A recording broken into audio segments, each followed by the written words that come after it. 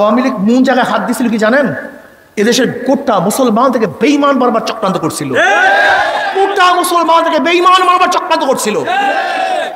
শিক্ষার মধ্যে এমন সিলেবাস ঢুকিয়ে দিয়েছে যেখানে একটা ছাত্র পড়াশোনা করে, একটা ছাত্রী পড়াশোনা করে, সে আর আস্তিক থাকতে পারবে না, নাস্তিক হওয়া তার জরুরি ছিল। আমাদের ছোট্ট ছোট মেয়েদেরকে, যুবকদেরকে কি করছে? ড্যান্স শিক্ষা দেওয়া হয়েছে এই সিলেবাসের মধ্যে, গান শিক্ষা দেওয়া হয়েছে, নাচ শিক্ষা দেওয়া হয়েছে, প্রেম শিক্ষা দেওয়া হয়েছে, বাপ মার সাথে বেয়াদবি শিক্ষা দেওয়া হয়েছে। একটা পুরুষ এবং মহিলা হাত ধরে কিভাবে হাঁটতে হয় প্র্যাকটিক্যাল তা শিক্ষা দেওয়া হয়েছে। এমনকি বিবর্তনবাদের নামে, গবেষণার নামে আমাদের প্রত্যেক সন্তানের মাথার মধ্যে নাস্তিকতার বীজ বপন করার চক্রান্ত করেছে এই সরকার, আওয়ামী লীগ সরকার। আপনি জানেন? নাহমাদু ওয়া নুসাল্লি আলা রাসূলিহিল কারীম, আম্মা বা'দ, ফাআউযু বিল্লাহি মিনাশ শাইতানির রাজীম, বিসমিল্লাহির রহমানির রহিম। ওয়া তিলকাল আইয়ামু নুদাবিলুহা বাইনান নাস, সাদাকাল্লাহুল আলিয়্যুল আযীম। সবাই পড়ি সাল্লাল্লাহু আলাইহি ওয়াসাল্লাম। ইসলামী আন্দোলন বাংলাদেশ কদমতলী থানা শাখা কর্তৃক আয়োজিত আজকে সম্মেলনের সম্মানিত সভাপতি, জাতির শ্রেষ্ঠ সন্তান, শ্রদ্ধাভাজন ওলামায়ে কেরাম, ইসলাম প্রিয় দেশপ্রেমিক ভাইয়েরা আমার, দীর্ঘক্ষণ পর্যন্ত বক্তব্য দিয়েছেন। আমরা চতুর্থবারের মতো দেশ স্বাধীন করেছি। কয়বারের মতো? চতুর্থবারের মতো। আসলে দ্বিতীয়বার না, চতুর্থবার দেশ স্বাধীন হয়েছে। ভাই মাইকটা একটু কমিয়ে দেন তো, মাইক কমিয়ে দেন।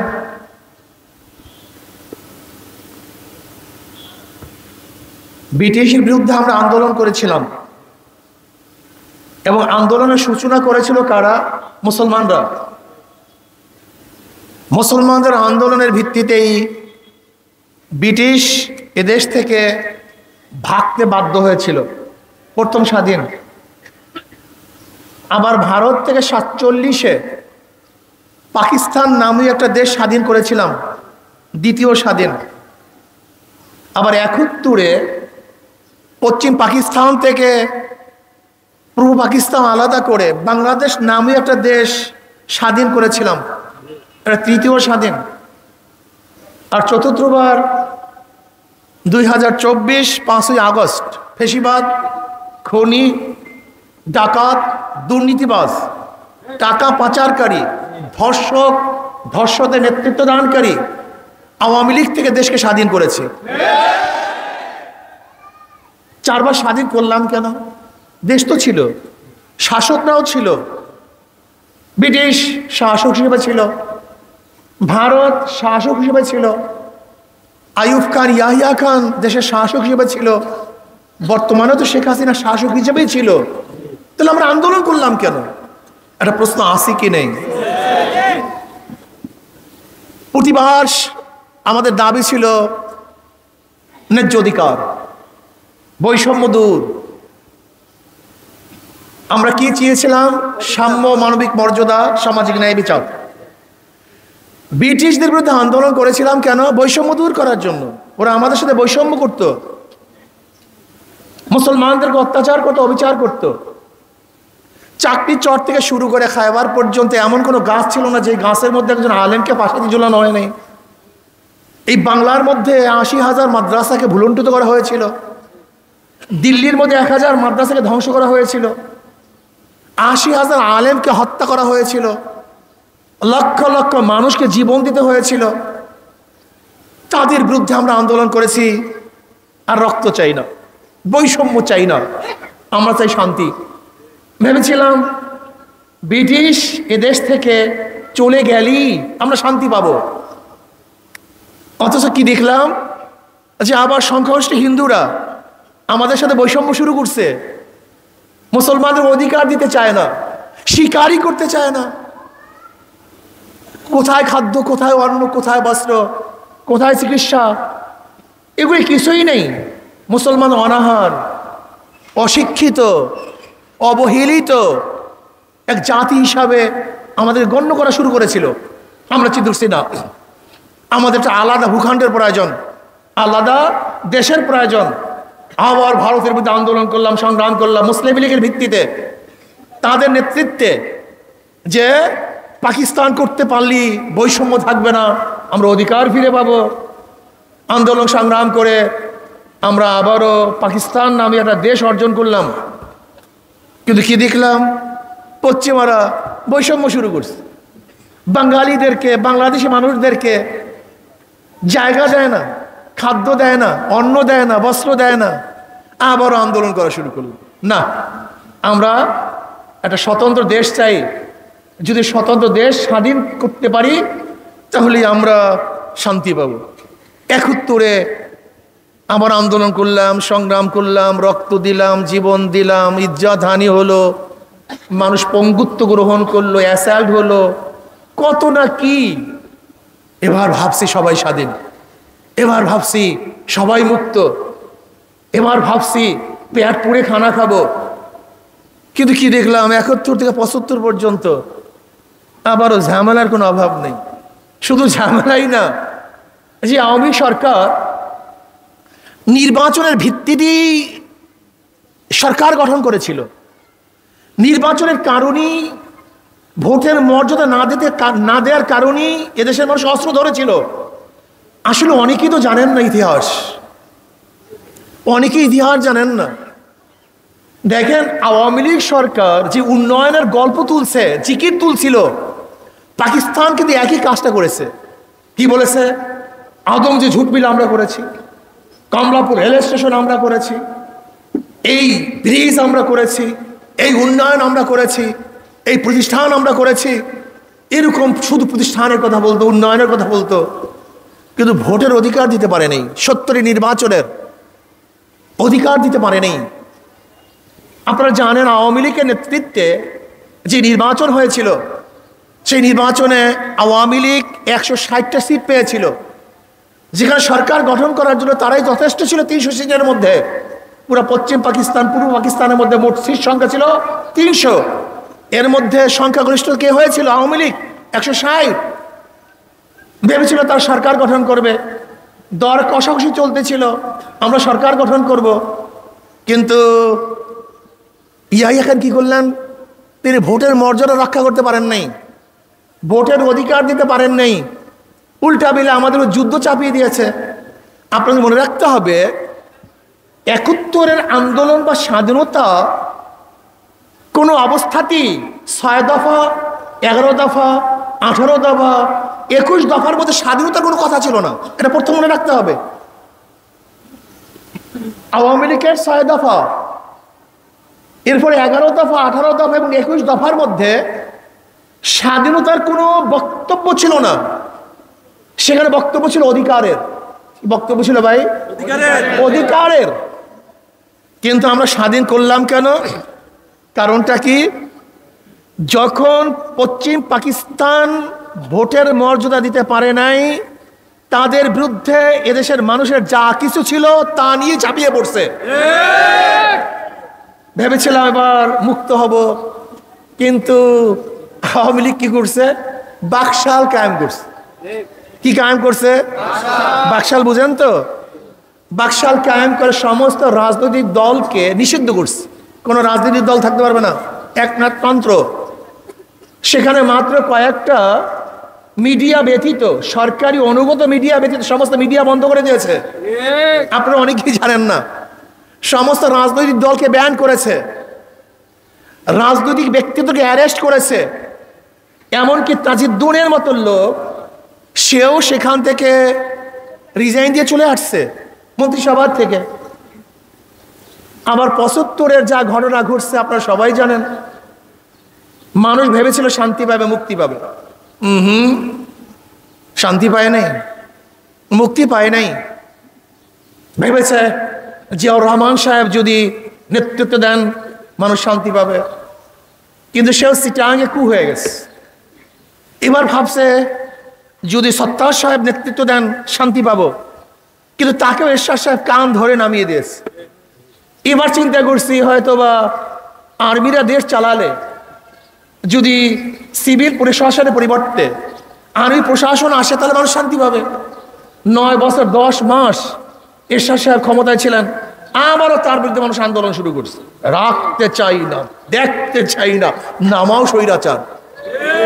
নামালাম, ভেবেছি 91 সনে যেহেতু পুরুষরা ব্যর্থ, এবার যদি মহিলারা আসে তাহলে মনে হয় স্বার্থ। কথাটা বুঝাতে পারি না। কোথার থেকে খালেদা জিয়া, চিনিও না জানিও না, তাকে সবাই মিলে মিশে প্রাইম মিনিস্টার বানাই দিলাম। বসেন আপনি, আপনি গৃহিণী হলে হবে কি, এখন আপনি আমাদের লিডার। যাক, ভাবছি আমার শান্তি পাবো, মুক্তি পাবো। কিন্তু দেখা যায় আবার আন্দোলন সংগ্রাম করলাম, তাকে নামালাম, ভেবেছি এবার শেখের কন্যাকে যদি ক্ষমতায় বসাতে পারি তাহলে শান্তি পাবো। কি কথা ঠিক না? বসালাম তাকে, কিন্তু আবার কি দেখলাম, আন্দোলন শুরু হয়ে গেছে। আন্দোলন করতে 2001-এ আওয়ামী লীগকে নামিয়ে আবারও বসালাম সেই ব্যর্থ, 91 থেকে 96 পর্যন্ত সেই ব্যর্থ শেখ হাসিনাকে বসালাম, খালেদা জিয়াকে। ভেবেছি এবার শান্তি পাবো। বসাবার পরে দেখি 5 বছর যেতে না যেতে আন্দোলন অমুক তমুক, হঠাৎ খালেদা। আবার মাঝখানে 2.5 বছর মঈনুদ্দিন, ফখরুদ্দিন, মনে আছে তো উদ্দিনের নাম। ভেবেছি মানুষ শান্তি পাবে, মুক্তি পাবে।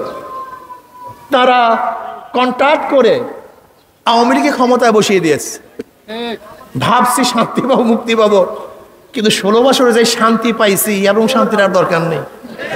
এই মুক্তি পাইছি, এই মুক্তির আর দরকার নেই। আন্দোলন করলাম, সংগ্রাম করলাম, মানুষ রক্ত দিছে, জীবন দিছে। আন্দোলনের মূল টপিক্স কি ছিল? বৈষম্যতা দূর করতে হবে। কিন্তু 5ই আগস্টের পর আমি কি দেখলাম, আমাকে বলো, আবারও কি দেখতেছি? আবারও সেই চাঁদাবাজি, আবারও লুট, আবারও দখলদারি, আবারও গুন্ডামি, আবারও বদমাশি। তার মানে আবার কতবার রক্ত দিবেন, কতবার জীবন দিবেন? দেন রক্ত। আমি আর দিতে চাই না ভাই, আমি এত রক্ত টক্ত আর দিতে চাই না। আমি কারণ উদ্ঘাটন করতে চাই, এগুলো হয় কেন, এর কারণটা কি, কারণ উদ্ঘাটন করতে হবে। আজকেও সাংবাদিকরা আমাকে প্রশ্ন করছে, হুজুর এগুলি হয় কেন? আমি বললাম ভাই আসলে আসল কথা কেউ বলে না, সমস্যা এখানে। আসল কথা কেউ বলে না। আজকে আসল কথা বলবো, কি শুনতে সবাই রাজি আছেন? আসল কথা শোনেন। একজনের নাম এ, একজনের নাম বি, একজনের নাম সি। ইউসোর, বিউসোর, সিওসোর। ধরেন ক্ষমতা আছে এ, সে কি করবে? হটাও এ, বসাও বি, কি করবে? হটাও বি, বসাও সি, সে কি করবে? কারণটা দলের পরিবর্তন হয়েছে, দলের পরিবর্তন হয়েছে, ব্যক্তির পরিবর্তন হয়েছে, নীতি ও আদর্শ পরিবর্তন হয়নি। এটা মাথার মধ্যে নেন। দেখেন বর্তমানে উপদেষ্টারা কি বক্তব্য দেন? চাঁদার পরিবর্তন হয় নাই, মুখের পরিবর্তন হয়েছে। চাঁদার পরিবর্তন হয় না, হাতের পরিবর্তন হয়েছে। এতদিন চাঁদা নিছে কেন্টু, এখন নাই ফেন্টু। এখন চাঁদা নাই ল্যান্টু, কয়দের টন্টু। এই টন্টু লন্টুই চাঁদা নিবে, কিন্তু চাঁদার পরিবর্তন হয় নাই, হাতের পরিবর্তন হয়েছে। কিন্তু আমরা তো চাঁদা দিতে চাই না, আমরা চাঁদাটা দেব না, দিতে চাই না। তাহলে কি করতে হবে? এই লন্টু ফন্টুকে দমন করবেন, উৎপাদন করবেন,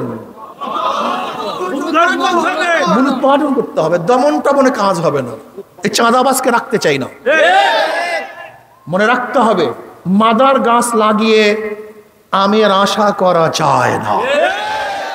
আপনি ভুল এখানে করতেছেন, ভুল আপনাদের, এই ভুল জনগণের, ভুল আপনাদের, ভুল জনগণের। আজকে তো ঐক্য হন। কোন রাজনৈতিক দল ঐক্য হবে বাদ দেন, রাজনৈতিক দল ঐক্য হবে মাথার থেকে ফেলে দেন। জনগণ ঐক্য হন।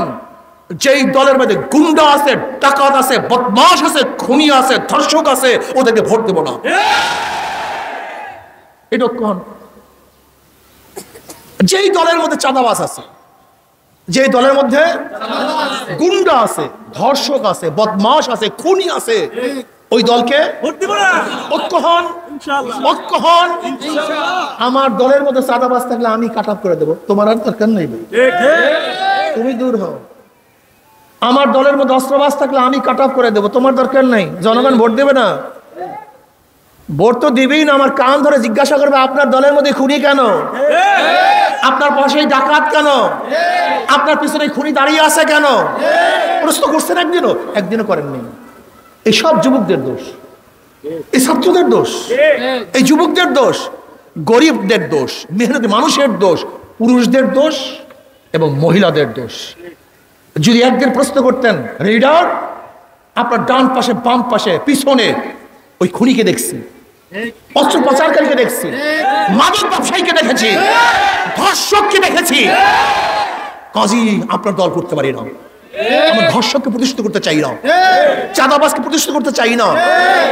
এর জন্য আমি বলবো দল টল বাদ দিয়ে আপনার ঐক্য হন, ভোটার ঐক্য হন। আল্লাহ পাক কালামে পাকের মধ্যে ফরমান, ইন্নাল্লাহ লা ইউগাইয়িরু মা বিকওমিন হাত্তা ইউগাইয়িরু মা বিআনফুসিহিম। যতক্ষণ পর্যন্ত মানুষ নিজের ভাগ্যের পরিবর্তন না করে ততক্ষণ আল্লাহ পাক তাদের ভাগ্য পরিবর্তন করেন না। কাজী আগামী নির্বাচনে কমপক্ষে যারা আল্লাহওয়ালা, যাদের মধ্যে একটা আল্লাহর ভয় আছে, চুরি করবে না, ডাকাতি করবে না, লুণ্ঠন করবে না, দেশের মাল আত্মসাৎ করবে না, 14 লক্ষ কোটি টাকা বিদেশে পাচার করবে না। আপনারা দেখেছেন বর্তমান গভর্নর কি বলতেছে, বাংলাদেশ ব্যাংকের গভর্নর কি বলতেছে, যে গোটা দুনিয়ার মধ্যে ব্যাংক লুটের এই পদ্ধতি দুনিয়ার কেউ দেখে নেই। সিন্ডিকেট করে গোটা ব্যাংকে লুট করে ফেলছে। 18 লক্ষ কোটি টাকা দেয় না, কত লক্ষ কোটি টাকা? এখানে যারা দাঁড়ানো আছেন, আজকে যে বাচ্চারা জন্মগ্রহণ করবে তার মাথার মধ্যে 1.5 লক্ষ টাকা ঋণ। আজকে যে বাচ্চা জন্মগ্রহণ করবে, হাজার হাজার কোটি কোটি টাকা পাচার হয়ে গেছে, লুটপাট হয়ে গেছে, মেগা প্রজেক্টের নামে মেগা মেগা চুরি হয়েছে, ডাকাতি হয়েছে, আত্মসাৎ হয়েছে। দুর্নীতি নাই এমন কোনো জায়গা নেই, সমস্ত প্রতিষ্ঠানগুলিকে ধ্বংস করে ফেলছে। আমার যুবক বাবারা, জ্ঞানী বাবারা, আমার পর্দার আলে জ্ঞানী মা ও বোনেরা, আপনি চিন্তা করতে পারছেন একটা সরকার পরিবর্তন হওয়ার সাথে সাথে পুরো সংসদ পালিয়ে যায়? ইতিহাস নেই গোটা দুনিয়ায়। একটা সংসদ পরিবর্তন হওয়ার পরপরই, সরকার পরিবর্তন হওয়ার সাথে সাথে সুপ্রিম কোর্টের বেঞ্চের সমস্ত বিচারকরা অবসরে যায়। এই গোটা দুনিয়ায় এরকম কোনো নজির আছে বলে আমার জানা নেই, যেখানে সর্বোচ্চ বিদ্যাপীঠ সরকার পরিবর্তন হওয়ার সাথে সাথে সেখানে ভিসি পরিবর্তন হয়ে যায়। আমার জানা নেই। এমনকি দলের সমস্ত লোকগুলি পালিয়ে বেড়ায়, আমার জানা নেই। আজকে কেউ বুক ফুলিয়ে বলতে পারে না আমি আওয়ামী লীগ, এ কথা বলতে পারে না। অথচ আমরা দেখেছি আওয়ামী লীগের আমলে যেখানে বলার কথা ছিল না প্রশাসকদের, প্রশাসনের লোকদের দলীয় পরিচয় দেওয়ার কথা ছিল না, কিন্তু আমি দেখছি হাজারো গর্ব ভরে বলতো আমি অমুক জায়গার জিএস ছিলাম, আমি অমুক ইউনিভার্সিটি ভিসি ছিলাম, আমি আওয়ামী লীগের দায়িত্ব ছিলাম, যেগুলি সম্পূর্ণ অবৈধ ছিল। গোটা প্রশাসনকে ধ্বংস করে ফেলছে, স্ট্রাকচারকে নষ্ট করে ফেলছে। আপনি জানেন না, এ তো আমি রাজনৈতিক কথা বলছি। আওয়ামী লীগ কোন জায়গায় হাত দিয়েছিল কি জানেন? এদেশের গোটা মুসলমান থেকে বেঈমান বারবার চক্রান্ত করছিল, গোটা মুসলমান থেকে বেঈমান বারবার চক্রান্ত করছিল। শিক্ষার মধ্যে এমন সিলেবাস ঢুকিয়ে দিয়েছে যেখানে একটা ছাত্র পড়াশোনা করে, একটা ছাত্রী পড়াশোনা করে, সে আস্তিক থাকতে পারবে না, নাস্তিক হওয়া তার জরুরি ছিল। আমাদের ছোট্ট ছোট মেয়েদেরকে, যুবকদেরকে কি করছে? ড্যান্স শিক্ষা দেওয়া হয়েছে এই সিলেবাসের মধ্যে, গান শিক্ষা দেওয়া হয়েছে, নাচ শিক্ষা দেওয়া হয়েছে, প্রেম শিক্ষা দেওয়া হয়েছে, বাপ মার সাথে বেয়াদবি শিক্ষা দেওয়া হয়েছে। একটা পুরুষ এবং মহিলা হাত ধরে কিভাবে হাঁটতে হয় প্র্যাকটিক্যাল তা শিক্ষা দেওয়া হয়েছে। এমনকি বিবর্তনবাদের নামে, গবেষণার নামে আমাদের প্রত্যেক সন্তানের মাথার মধ্যে নাস্তিকতার বীজ বপন করার চক্রান্ত করেছে এই সরকার, আওয়ামী লীগ সরকার। আপনি জানেন অপসংস্কৃতির নামে গোটা বাংলাদেশ থেকে ঈমানকে মুছে দেওয়ার চক্রান্ত করেছিল। আজকেও তাদের প্রেতাত্মারা বিভিন্ন জায়গায় বসা আছে। যারা বলে 24 সনে বোরখা পরা যাবে না, আমি মনে করবো ওইটাই হলো নাস্তিকদের প্রেতাত্মা। যারা বোরখার উপরে কটূক্তি করবে, বোরখা নিয়ে আলোচনা করবে, ওরা বাংলাদেশের কোনো জায়গায় থাকতে পারবে না। ওদের জিহ্বা টেনে ছেড়ে ফেলতে হবে, বোরখার উপরে চোখ তুললে ওদের চক্ষু কুপিয়ে ফেলতে হবে। কোন প্রশাসনের মধ্যে থাকতে পারবে না। এই আন্দোলন ছাত্র জনতার সাথে আমাদের পার্টিসিপেট ছিল। এখানে আমরা রক্ত দিয়েছি, আমরা জীবন দিয়েছি। জীবনের মায়া ত্যাগ করে গুলির সামনে রাস্তায় নেমেছি। কাজে কোনো দালালকে, কোনো নাস্তিকদেরকে, কোনো বেঈমানদেরকে ক্ষমতায় বসাবার জন্য, চেষ্টার জন্য, ক্ষমতায় বসাবার জন্য আন্দোলন করিনি, সংগ্রাম করিনি, রক্ত দিইনি। আজকে নাস্তিকরা কি করতে চায়? ইসলাম ভিত্তিক রাজনীতি চলবে না, সেকুলার ভিত্তিক রাজনীতি চলবে, ডেমোক্রেসি ভিত্তিক রাজনীতি চলবে, কমিউনিজম ভিত্তিক রাজনীতি চলবে, সোশ্যালিজম ভিত্তিক রাজনীতি চলবে। আর 92% মুসলমানদের সে ইসলাম ভিত্তিক রাজনীতি চলবে না। এই কথা বলার সাহস তোকে কে দিয়েছে? বরং 92% মুসলমানদের দেশে ইসলাম ভিত্তিক রাজনীতি চলবে, অন্য কোনো আদর্শের রাজনীতি চলতে না। এটা তো বাস্তবতা। কিন্তু আমরা তো উদারপন্থী হিসাবে তোদেরকে দেই সুযোগ, কিন্তু উচিত ছিল না। ইসলাম আসলে সবাই মর্যাদা সমান হয়ে যাবে, সবার অধিকার সমান হবে। মনে রাখতে হবে, ভারত থেকে পাকিস্তান আলাদা হয়েছিল একমাত্র ধর্মের কারণে, মুসলমানের কারণে। কারের কারণে? জোরে বলেন। মুসলমানদের কারণে। কাজে এই দেশ মুসলমানদের দেশ। এ দেশ কাদের? দেশ মুসলমানদের, অধিকার সবার। মনে রাখতে হবে, দেশ মুসলমানদের, অধিকার সবার। বাজার করেছে আমি, বাজার করার অধিকার সবার। রাস্তা করেছে আমি, রাস্তা হাঁটার অধিকার সবার। প্রতিষ্ঠান করেছে আমি, পড়ার অধিকার সবার। যেরকম নওয়াব সলিমুল্লাহ ঢাকা ইউনিভার্সিটি করেছে, পড়ার অধিকার সবার। ঠিক এদেশ মুসলমানদের, অধিকার সবার। মনে রাখতে হবে, এদেশ অন্য কাউর না, এদেশ মুসলমানদের দেশ। অধিকার দেশ, দেশ অধিকার। মনে রাখতে হবে, ধর্ম যার যার, উৎসব তার তার। সামনে দুর্গাপূজা আসতেছে, ধর্ম পালন করবেন, উৎসবের সাথে পালন করবেন। প্রয়োজন আমরা আপনাদের প্রহরী হিসেবে কাজ করব, কিন্তু লিখতে হবে ধর্ম যার যার, উৎসব তার তার। ধর্ম যার যার, উৎসব সবারই। কথাটা ভুল, ভুল মেসেজ। এই ভুল মেসেজ দিবেন না। যদি তাই হয়, তাহলে আমরা কোরবানিতে যখন গরু জবাই করি, আপনারা খাওয়ার জন্য আসেন না কেন? উৎসব পালন করেন না কেন? ভুল মেসেজ দিবেন না, সঠিক মেসেজ প্রদান করুন। ধর্ম যার যার, উৎসব তার। দেশ মুসলমানদের, অধিকার সবার। কথা মনে রাখবেন ইনশাআল্লাহ। কাজে আসুন, আগামী নির্বাচনে এই যে শান্তির প্রতীক হাত পাখা, শান্তির প্রতীক সবাই ব্যবহার করতে পারে। নাঙ্গল সবাই ব্যবহার করতে পারেন, ধান সবাই কাটতে পারেন, নৌকা সবাই চালাতে পারেন।